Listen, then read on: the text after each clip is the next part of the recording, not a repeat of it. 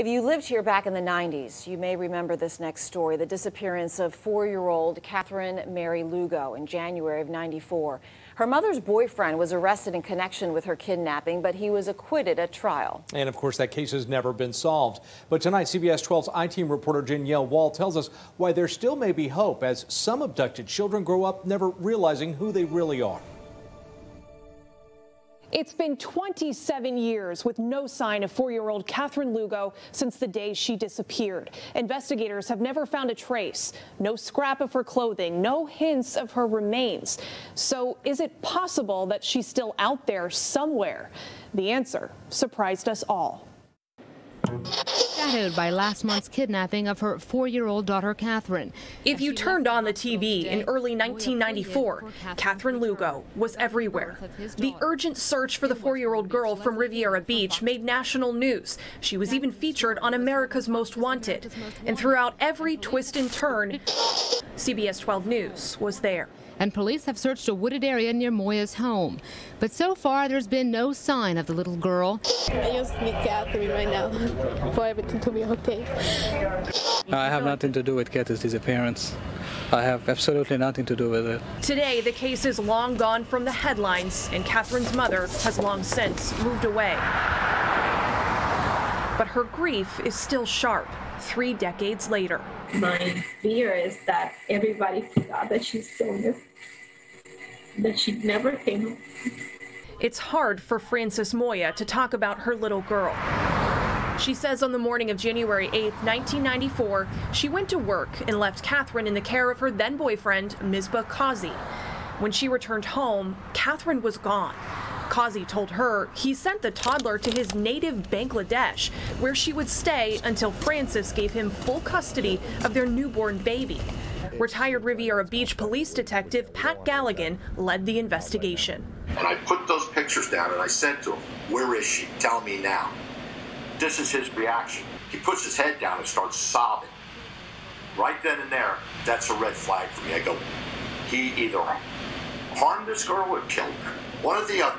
He did something to her that wasn't good.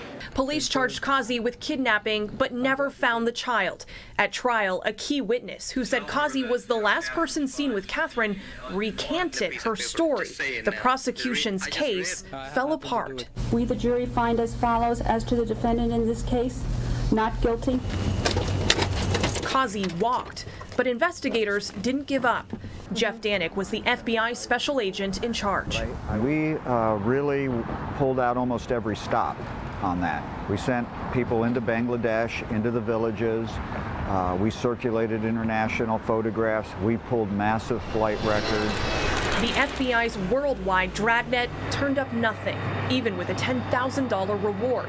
So the Bureau turned its attention back to Misbah Kazi, their only real suspect. In the midst of that, Kazi committed another crime in California, and we pivoted to solving that crime, hoping that that adjudication would cause him to cough up more of his story in this case. Kazi was convicted of attempted murder in California, where he's still serving a life sentence. Authorities have offered deals in exchange for information about Katheryne, but he's not talking.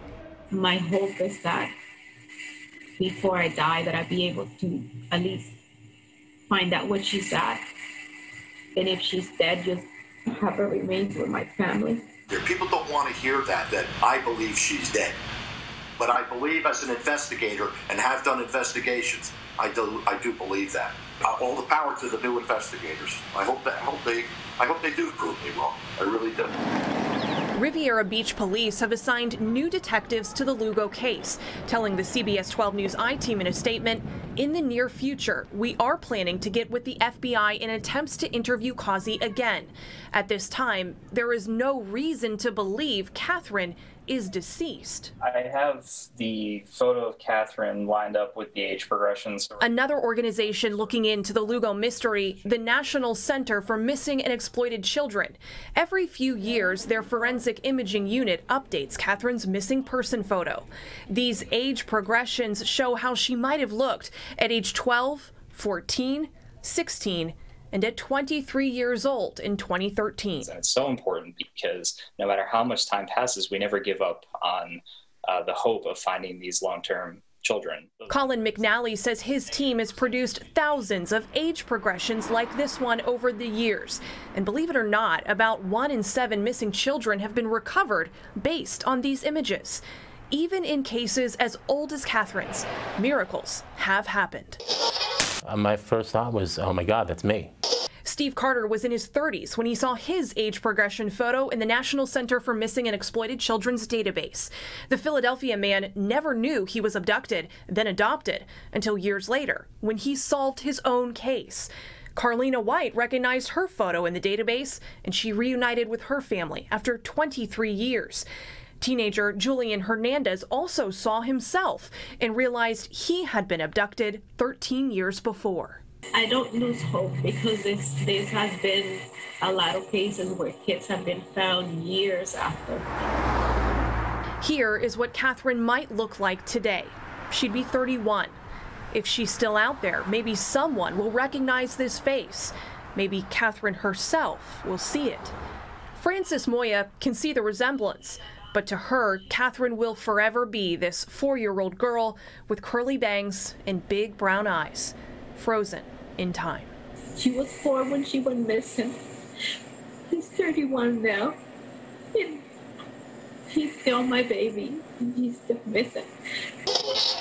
The I-team sent letters to Misbah Kazi in prison, but he never responded to our questions. Detectives are still seeking tips, and they say you should contact Riviera Beach Police or Crime Stoppers with any information in the Katheryne Lugo case. For the I-team, I'm Danielle Waugh, CBS 12 News.